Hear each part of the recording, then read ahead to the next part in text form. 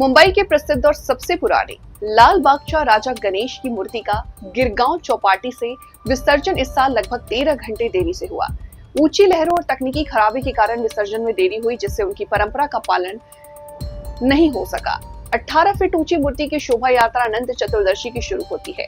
गणेश उत्सव मूर्तियों के विसर्जन का अंतिम दिन होता है, लेकिन मूर्ति का विसर्जन अगले दिन सुबह 9 बजे के आसपास हो पाया। इस बार विसर्जन उसी समय करने का प्लान था, लेकिन आयोजकों ने बताया कि सुबह ज्वार बहुत ऊंचा था, जिससे विसर्जन करना मुश्किल हो गया।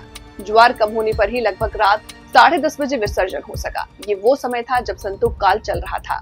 चंद्र ग्रहण के दौरान धार्मिक रूप से अशुभ माना जाता है, इससे भक्तों में निराशा हुई। इस साल एक और परंपरा तोड़ी गई, जो लाल बागचा राजा के विसर्जन के लिए इस्तेमाल किए गए हाई टेक्नोलॉजी वाले प्लेटफॉर्म से संबंधित थी। हर साल लाल बागचा राजा की मूर्ति कोली समुदाय के नावों से बनाया जाता है, लेकिन इस बार कुछ अलग हुआ। इस प्लेटफॉर्म में कुछ तकनीकी खराबी आ गई, जिससे विसर्जन में देरी हुई और मूर्ति कुछ घंटों के लिए गिरगांव चौपाटी पर रह गई। इससे मछुआरों के समुदाय को गुस्सा हो गया। उन्होंने कहा कि उन्हें ध्यान से नहीं रखा गया। मछुआरे समुदाय का कहना है कि लाल बागचा राजा सबके हैं, किसी एक व्यक्ति का नहीं।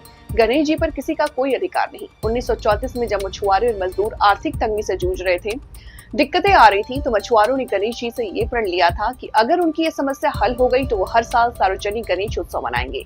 लाल बागचा राजा इसे प्रण के कारण स्थापित हुए, लेकिन साल दर साल मछुआरे को इसका दर्शन करने से वंचित किया जाने लगा। उनका दावा है कि पहले लाल बागचा राजा उत्सव में शामिल होने के लिए पूरे दिन की छुट्टी दी जाती थी, लेकिन धीरे धीरे समय घंटों तक कम कर दिया गया और फिर पूरी तरह से हटा दिया गया।